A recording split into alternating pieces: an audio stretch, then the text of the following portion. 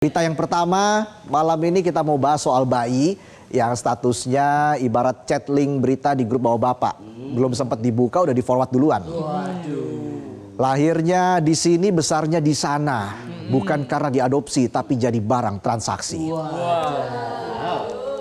Bayi-bayi baru lahir yang harusnya disayang, dipeluk, justru dijadikan barang dagangan.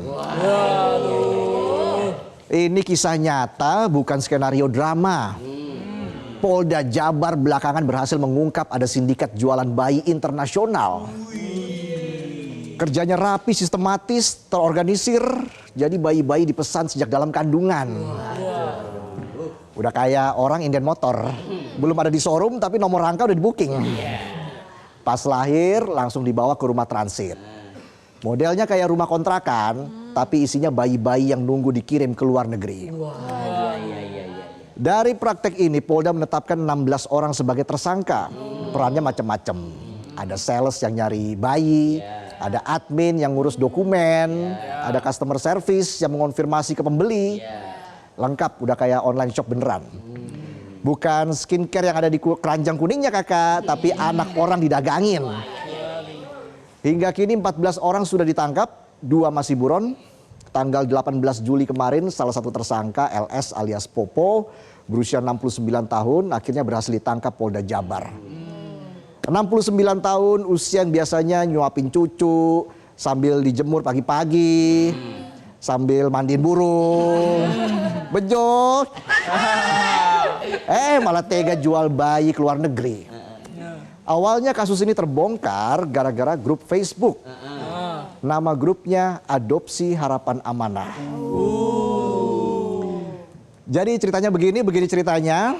Ada bapak-bapak inisial DH lagi kepepet butuh uang. Lalu dia ngiklanin anaknya yang masih dalam kandungan di grup adopsi.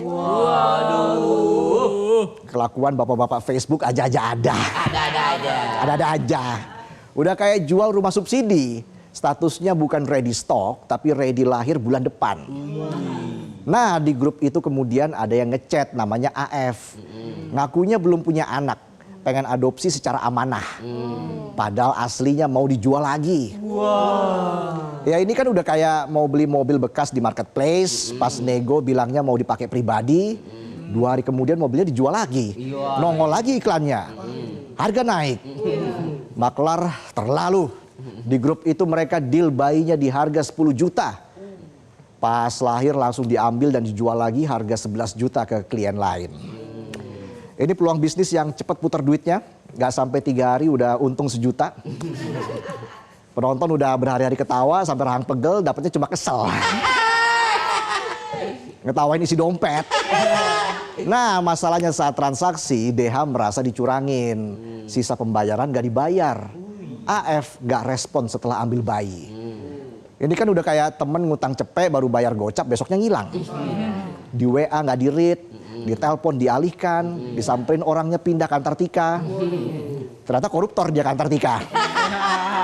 Akhirnya DH marah, lapor polisi. Bayangin abis jual anak sendiri terus ngamuk karena bayarannya gak dilunasi. Tapi lapor polisi alasannya anaknya diculik. Dasar tua-tua kelabing. Dan dari sini polisi bongkar semuanya. Dan ternyata praktek jual beli 25 bayi ini sudah ada sejak 2023. Harganya 10 sampai 16 juta per anak. Miris, lebih murah daripada harga motor matic baru ya. Pengasuh bayi digaji 2,5 juta. Bayinya dikasih jatah 1 juta buat susu. Sisanya buat bos. Dan kebanyakan bayi juga sudah berganti kewarganegaraan. Mereka dibuatkan paspor baru, identitas baru, lalu dikirim dari Jabar ke Pontianak, dari Pontianak ke Singapura. Bukan diajak traveling, tapi buat trafficking. Menteri PPPA Arifah Fauzi ikut turun tangan. Kalau angkat tangan siap-siap dijemput hari panca. Nyerah soalnya, habis lihat kuntilanak merah. Arifah Fauzi bilang ini kejahatan berat. Dan terkait bayi yang berhasil diamankan, kini 6 bayi dirawat di panti di Bandung. Syukurlah semoga benar-benar aman ya. Kasus jual beli bayi ini bukan pertama kali terjadi. Pada September 2024 lalu, Polres Metro Depok membongkar praktek jual beli bayi di Depok, Jawa Barat. Dalam pengungkapan kasus itu, polisi berhasil mengamankan sebanyak 8 orang tersangka. Dan kasus jual beli bayi ini menjadi salah satu bukti bahwa praktek TPPO masih jadi momok. Kalau Mimi cucu. Mimi cucu. Bisa aja saya. Kalau kita lihat data Barreskrim Polri sampai Juli 2025 sudah ada 404 kasus TPPO di Indonesia. 71% korbannya perempuan dan paling banyak mahasiswa ada 95 orang. Disusul pekerja rumah tangga dan karyawan swasta. Bukan cuma jualan bayi, modus TPPO sangat beragam. Sebelumnya pada Juni lalu ada juga scam lowongan kerja. 98 orang WNI berhasil digagalkan berangkat ke luar negeri untuk dijadikan pekerja ilegal.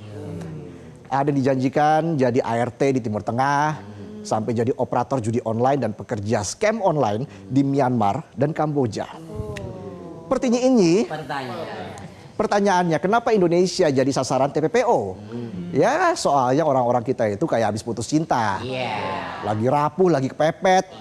Dijanjikan apa aja mau. Kerjaan di luar negeri mau. Jual bayi mau. Apa aja dilakuin yang penting bisa beli beras. Giliran beli beras, berasnya oplosan. Apes. Lucunya di kampung-kampung penyuplai pekerja migran, banyak yang menganggap jadi korban TPPO itu nasib sial, bukan kejahatan. Ya ibarat di ghosting gebetan cuma bilang udah takdir. Padahal kan udah jelas dikadalin, masih aja bucin. Berantas TPPO nggak cukup pakai rapat, perlu gerak cepat. Kalau gerak jalan nanti pas 17-an. Kan ada lombanya tuh ya. Ya udah kita gitu-gitu terus aja ya. Ingat, perdagangan orang itu bukan cuma jual beli badan. Kalau negara cuma nonton tanpa tindakan, nantinya yang jadi dagangan bukan cuma bayi dan perempuan, tapi menjual masa depan. Dan rakyat cuma dapat kesengsaraan. Jelajahi cara baru mendapatkan informasi. Download Metro TV Extend sekarang.